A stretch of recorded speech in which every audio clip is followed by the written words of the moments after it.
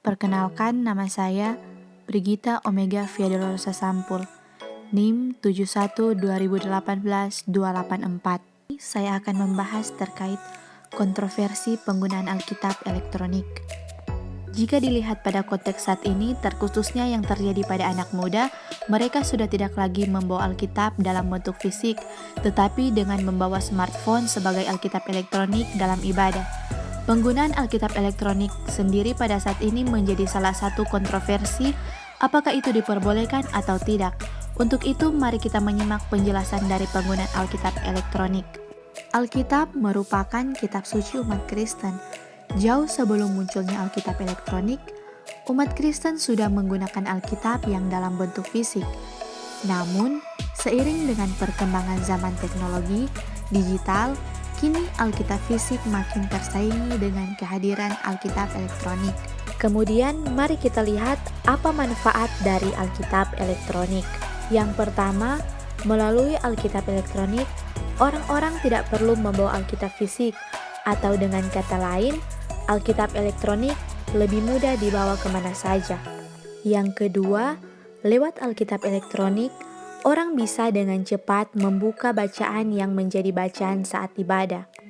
Dan yang ketiga, Alkitab elektronik memungkinkan para pengguna untuk membuat catatan lebih baik di gereja, di mana lewat Alkitab elektronik, orang bisa dengan langsung membuat catatan pada bagian-bagian ayat tertentu. Meskipun penggunaan Alkitab elektronik menggunakan smartphone memiliki manfaat yang cukup pragmatis, akan tetapi hal tersebut menimbulkan kontroversi bagi gereja-gereja, terkhususnya gereja yang ada di Indonesia. Ada beberapa gereja yang menolak penggunaan Alkitab elektronik dengan alasan sebagai berikut. Yang pertama, dalam penggunaan Alkitab elektronik, para pengguna terkadang lebih fokus pada smartphone yang digunakan dengan membuka aplikasi atau situs-situs lainnya yang mengakibatkan ibadah sudah tidak lagi berjalan sebagaimana mestinya, terkhususnya hal ini terjadi pada anak-anak remaja dan tentunya akan membuat orang yang ada di sekitar merasa terganggu. Yang kedua, Alkitab elektronik menjadi alat kesombongan dan arogansi, di mana dengan barang-barang yang semakin modern yang dibawa dalam ibadah, hal tersebut bisa saja dengan kesombongan manusia untuk dipamerkan kepada orang lain yang kemudian membuat orang lain merasa direndahkan. Dan yang ketiga, lewat Alkitab elektronik menjadi sasaran iri hati, di mana orang lain bisa saja melihat gadget yang dibawa kemudian menginginkannya. Dan bisa saja akan timbul rasa minder di dalam hatinya karena melihat peralatan elektronik yang canggih dan mewah tersebut. Perlu untuk kita pahami bersama bahwa Alkitab elektronik dan Alkitab fisik merupakan dua hal yang sangat berbeda meskipun mempunyai isi yang sama. Perbedaan tersebut mencakup hak cipta, bentuk, isi, kemudahan akses, hingga uji kelayakan. Secara resmi, Alkitab elektronik juga diperbolehkan penggunaannya oleh LAI untuk membuat umat Kristen mengakses ayat-ayat Alkitab dengan lebih cepat dan praktis.